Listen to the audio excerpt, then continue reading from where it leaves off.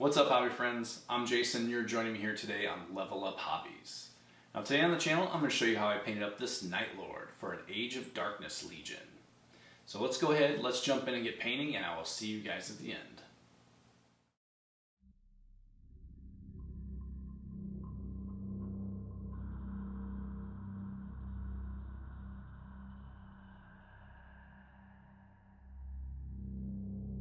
So while I was building this guy, I decided to switch out the Mark IV helmet for a very similar Chaos Space Marine helmet that kind of had the skull motif going with it, except it did have the Chaos kind of star pointing down the forehead. So I had to remove that, but otherwise it looks just kind of like a modified Mark IV helmet. So I just carefully just scraped away using my X-Acto blade until that arrow was gone, and smoothed it out as best I could, and then attached to the figure, and it looked great.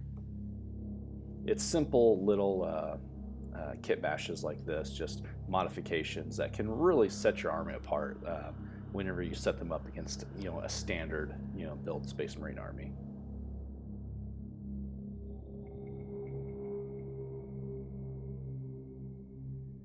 And now after I got the model together, I'm kind of examining it, and I really like the skull face, the skull helmet that I've got going, but I just wanted to add a little bit more kind of flair for Night Lords, because at this point, that I'm making them, I think, they've really started to embrace that kind of the anarchy, and they've already gotten in trouble numerous times for being a little too overzealous whenever they're bringing worlds to compliance. So I'm going to make him just a little kind of almost like, not a necklace, but just something to go over his pauldron with hanging some skulls on there. So I just take some resin skulls and a little bit of copper wire and drill holes through those, run it through, and then just easily just super glue this around that right pauldron.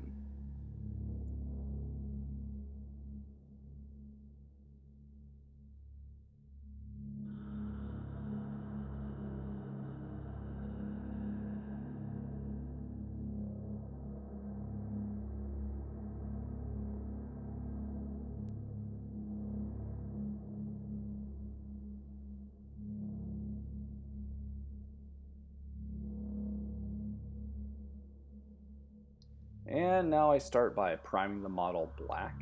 Here I'm using Acryl's black surface primer, but you can use the primer of your choice.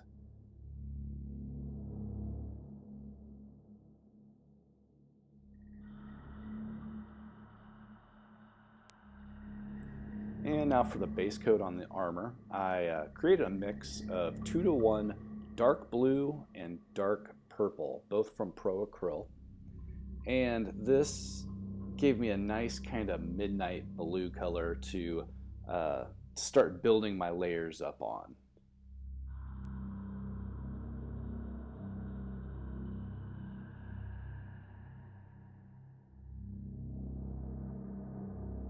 And next I layer on straight dark blue from Acryl.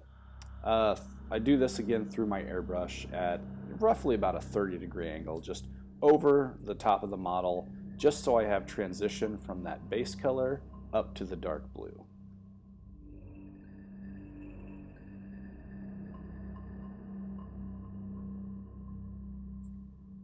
And now using a burnt umber oil wash, I go in and I just do pin lining over all of the armor. I used this just so I could add a little bit of color variation into the armor. Right now it's a very just cool color scheme, but I wanted to add a little bit of warmth to it, and so I'm using this burnt umber wash in the crevices, just the pin lining to add to that.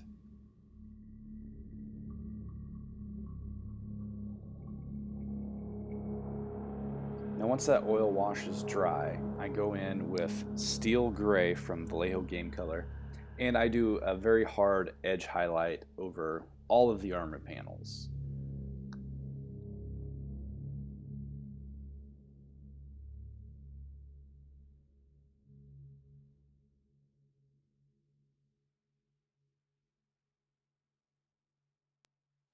And now for those iconic lightning bolts, I go in and I start sketching in just jagged lightning across the different panels using thinned down Sombre Grey from Vallejo Game Color.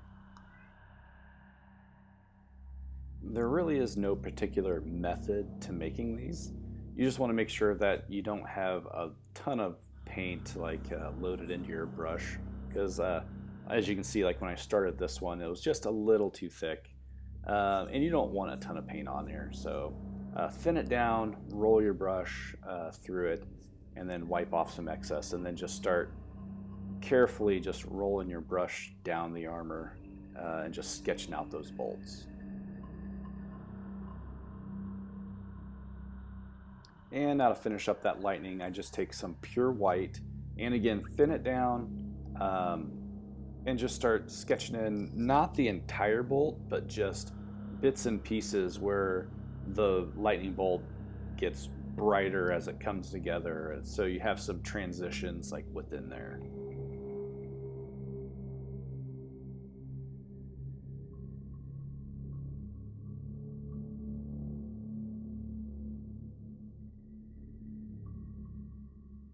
And now I just picked out a few details on the model that I'm making black, such as the gun, the chainsword, his bodysuit.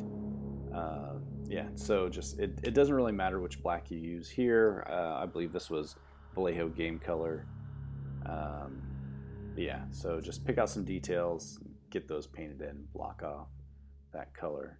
And this really starts to break up the model a little bit more.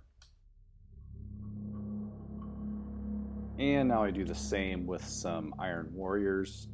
Just pick out some bits of the armor that you need to be steel. For this, it's predominantly on the power pack, but then also the knees and then the straps holding on his power pack. So again, it's not really that important which details you pick out. You just want to add a little bit of variation so the armor isn't so flat.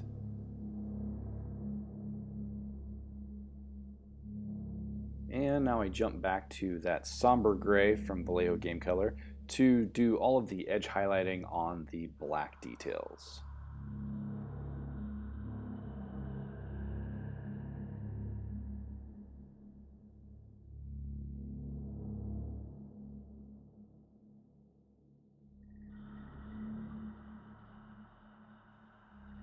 Now I take some Corax White and I really kind of define that skull faceplate on this helmet. I don't sit there and paint it in with solid white. I kind of just dab it on there, so it looks like it's just kind of like been, dabbed on haphazardly, without any like real precision. So it looks very sketchy and kind of almost unfinished.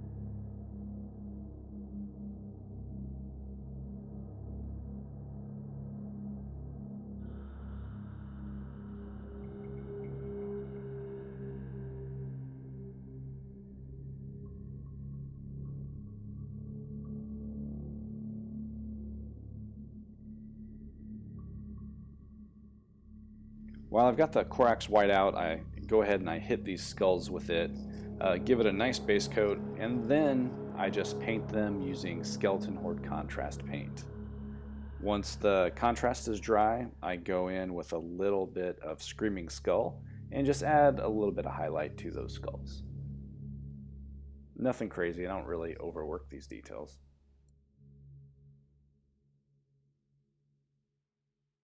Now for the eye lenses, I just go in with a little bit of Blood Angel's red contrast and just kind of flood those lenses with this. if you get a little bit outside onto the white, the Corax White will cover this up very easily once the Blood Angel's Red is dried.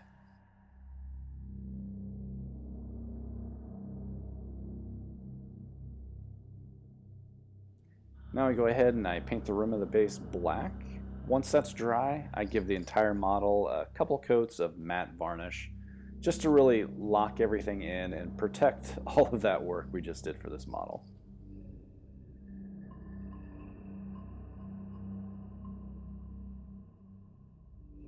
And now to finish off the model, I add a little bit of tacky glue to the base, spread it around using an old brush. Make sure you get it wet to begin with. It really helps to thin that paint or thin that glue down a little bit on the base. And then I just dip it in some Geek Gaming Scenics Arid Earth mix. And then once that's sealed, the model is complete.